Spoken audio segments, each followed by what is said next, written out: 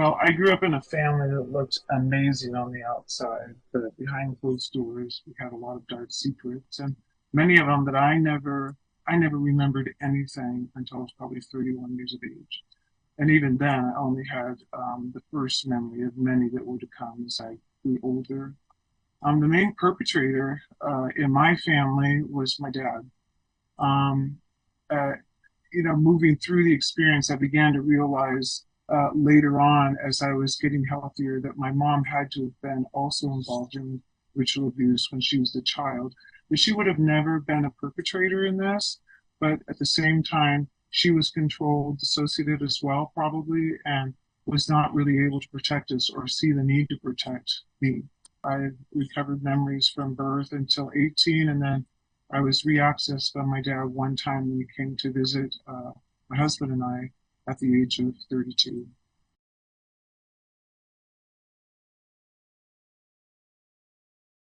So the places where I was abused, I was born in Los Angeles, California. And when we were in the city, it often happened. I remember specifically a three-bedroom sort of ranch style home that these rituals would take place in. And then there were times where we were driven out of town, uh, probably someplace northwest of Northridge, where things happened in caves. And that had more of a military feel to it. And those are the places that I recall. And then we moved to Alaska when I was in elementary school, early elementary school. And my dad was targeted and brought into another um, satanic ritual abuse group. And so when rituals happen in this context in Anchorage, Alaska, it happened in Anchorage and sometimes in homes. And some of my first memories were in much larger groups that were happening in the summertime in secluded, wooded areas where people would drive for hours to get there down dirt roads. And sometimes they were on Indian reservations. And I always had a sense that later on, as I was processing stuff, I really had this sense that there was a sort of uneasy truce between the coven leaders and the locations they used on reservation. It was a truce, an agreement that their children would never be targeted. I think the important thing is to consider what types of rituals. If you The Satanic Ritual Coven has a calendar of events that they celebrate all throughout the year. And so certain rituals, the main rituals I was a part of, if they were sexual rituals, particularly sexual rituals like the Bride of Satan, for example, then I was the target. I was the one that they were abusing during the ritual itself. And they were sexual in nature. And then always after any kind of ritual, there was kind of a sexual free for all, like an orgy, and I had to be used in those situations. Some of the rituals were, when they were sexual in nature, they would only have certain people of the right hierarchy, and everybody else had to watch. And then it was also important in a sexual ritual that they were looking to see if you could control yourself, especially the men wouldn't have an erection until afterwards, and that showed discipline and certain things. Then, of course, after that, it was open to whatever they wanted. The other nature of the rituals is if you looked at consistency, there was the ritual itself, whichever was required for that particular date in the calendar, and then there was the sexual free for all. And if it was a ritual that did not include sexual stuff, then I was sequestered.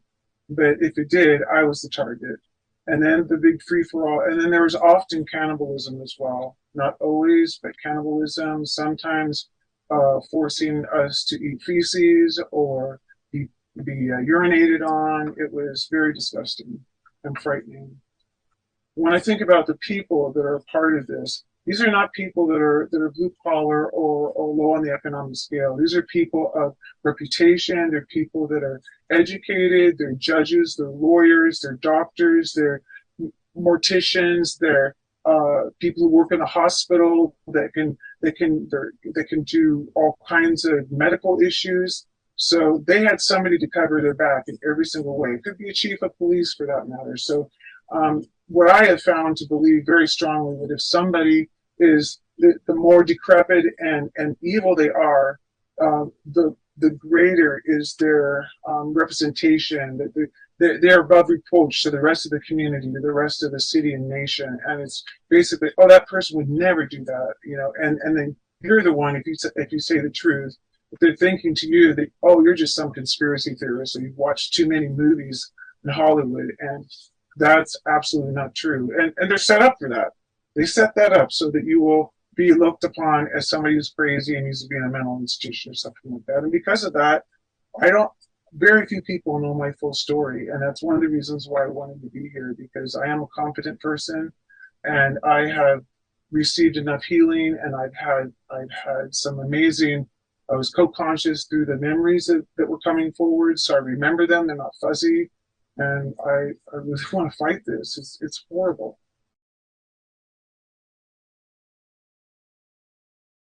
This is not hard at all. I mean, if you're a child like me at 5 or 6 years old, and you're at a ritual, and you're watching another child the same age refuse to be, please don't do that, and fighting against whatever they want to do, and then that child is killed in front of you, what are you going to do? That's a type of brainwashing, right? Survival at all costs. So of course you're going to comply. Other ways that they make children comply, or young adults, however it works, is I was often drugged. As a teenager, I was often drugged and given drugs that were that completely elevated in completely elevated. So I had no inhibitions and a very strong desire for sex. If I was a child, or other times I was drugged and I was completely alert, but I couldn't move any limbs of my body. So it was like they wanted me to know. I remember a time where I was put in a coffin at a mortuary. I forget what you call those little buildings that hold the coffins, and I was completely alert, but I couldn't move. I'm not sure I could say which one is the worst, but I wanted to share something that maybe not a lot of people are familiar with, and that is the area of the breeders and being a breeder mama. That's kind of a term for some reason that I had in my head. And and this is where a number of my infant memories came back from when I worked with a specialized therapist who really helped me with all of this stuff. I was, as a baby, I was taken to this 3-bedroom home, and they had 3 different rooms, and the adults would continue whatever their planned ritual was going to be in the living room, and I was taken into one of the rooms. In each of these rooms, in 2 of the rooms, was what we call a breeder mama. It was a young girl in her early to mid-teens, old enough to get pregnant. She had never been introduced into our system, so no Social Security, had never been out in regular life. And her whole role in life was to have babies for sacrifices. But they were very careful. They didn't, I don't think she knew exactly what happened to the babies, but she had this longing to care for babies. And so they were always promised that, we need your baby, but we will give you other babies that you will be able to nurture and love. And so in this scenario, in the 3rd room, or somewhere in the household, was an older sort of breeder mama who was overseeing the younger ones.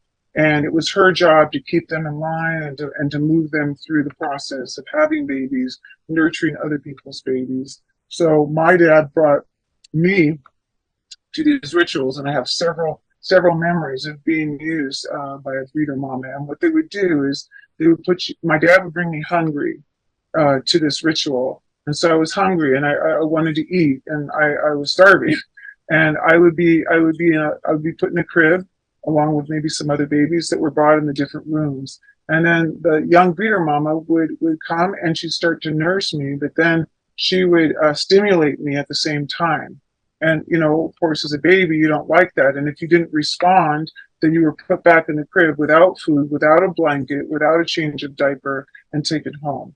And so eventually, when this happened several times in a row, as a baby, because you're so hungry, you eventually succumb to allowing yourself to be stimulated sexually so that you would nurse. And so then this became a pattern for a while until that was established. Something else that was quite interesting is that they did not, none of these breeder mamas wore deodorant. And the reason why that's important is because as a baby, I identified by her scent, by her own personal smell, that she was my breeder mama. And so right at the time where this attachment is starting to happen, they would then, to break the attachment process, they would start, the next plan was to bring us into a circle of these three breeder mamas, one of them being the leader. And one of them would nurse, stimulate me, and then if the one, it would start with the one that I was familiar with. Then they would move me pass me around the circle, and then I would cry, and I wouldn't want that. And so again, I'd be put in the crib with no food, no change of diaper, no blanket, in a cold room, and just cry. And so eventually, in order to be fed, this process continued as well.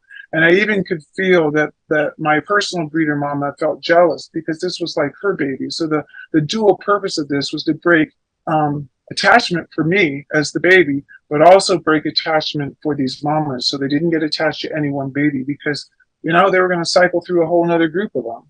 And they kept it going so that these young girls stayed, kept building, lactating, and kept building milk so that they could nurse other babies until it was time for them to get pregnant again because they needed another baby to sacrifice.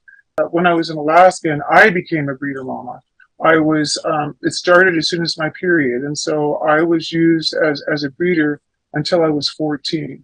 And I remember memories of one in particular where I was pregnant, and I was maybe 4 months along, and people will ask, well, how can that be true? I mean, couldn't people know that you were pregnant? They didn't wait till full term, people. And especially a child they're not going to show. They're not going to show until maybe after 6 months. And so they would often take the baby between, probably as late as 6 months, but maybe earlier if they were desperate or they needed a sacrifice. And so in one memory in particular, I was pregnant, and I was in the picture. I was in a military hospital in Alaska outside of Anchorage, and I remember that I was pregnant, and they said, well, we need to check you out and see if you're okay. There was a medical doctor, and they're saying, oh no, the baby's not going to make it. And so I was kind of put under, and I couldn't see what was going on. I was crying. I was asking, is the baby going to be okay? And they said, oh, I'm so sorry, we lost the baby. And then 3 or 4 months later, get this, 3 or 4 months later, we're at this regular secluded wooded area that we went camping to all those years, every year. And when I went to a ritual that my dad, that I was programmed to go to, my dad was not there, but these other people who were more high up said, well, let's walk up and let's go to this lookout. And at the top, in this place at the top of the hill where two rivers come together, which is supposed to be a standard place where they meet. I was looking out over, and somebody was carrying a baby, and and I thought, oh, that's so nice, and they let me hold the baby, and as we were walking up, and I thought, oh, this is really cool. And we walked up and we're looking out, and just looking at the scenery, and the head of the coven, which I didn't really recognize that at that time, because the head of the coven and his wife also intentionally became our best friends. So I just saw him as somebody I knew and respected. And he was a lawyer, by the way. And so, just what I'm talking about, upper class, well-educated. And so we were kind of looking out over the cliff, and he said, well, can you see down below? Let's step a little closer. And I said, well, I'm feeling uncomfortable because I have the baby. And he says, well, I'll hold the baby for a minute. So we both stepped forward, and then he dropped the baby and let the baby fall as a sacrifice.